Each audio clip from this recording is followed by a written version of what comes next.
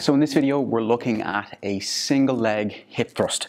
Now with this movement, we need a bench. Ideally, we can get it set up, if necessary, where we have something behind us that's just gonna stop the bench from moving. If it is a case where you feel it sort of shifting in any way, you can set up potentially two weights behind it against the wall, whatever means that it's gonna stop and sort of going back, okay?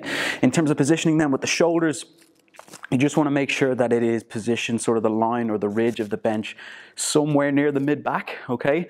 Not sort of too low, near the lower back, where you're going to find yourself sort of like in no man's land with your upper torso, and then not too high where you're almost too close to the neck, feeling uncomfortable. So just below sort of the ridge of the scapula, mid back is perfect. And you can see as well, I can sort of spread the weight of my hands out nice and wide on the bench as well, okay? From here then, it's sort of a narrow stance of the feet, my heel ideally underneath the knee. And then I also want to pay attention to what would be my pelvic position with the hips, okay? So I can very easily come into what would be an anterior tilt of the pelvis. You can see this idea here of my belt buckle kind of going away from me, my stomach expanding, my ribs expanding, and my lower back sort of contracting a little bit. Not the ideal position that we want to be in. We actually want to be the opposite way almost.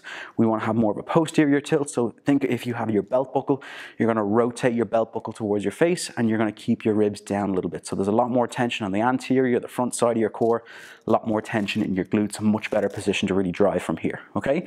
But from this position then, I pretty much keep a narrow stance. I take one leg, I drive the knee up a little bit, and then from here, as I sort of hinge down, you can see my shoulders, my head follow my hips. I go down as low as I comfortably can, and then from here, I drive up, squeeze the hips, and I keep that posterior tilt at the pelvis.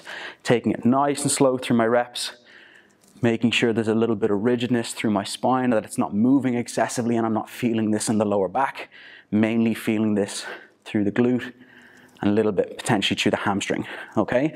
Another way of sort of advancing this, or just making sure that you're feeling it in the leg, is to actually feel as if you're dragging the heel towards you. So you can see to a certain degree, my leg isn't moving, but my intention is to engage my hamstring by sort of imagining that I'm trying to drag my heel towards me, okay? So although it's something that you wouldn't really notice, it's a subtle part of this movement where I make sure I really guarantee I feel this through the hamstring and I feel it through the glute as well, okay?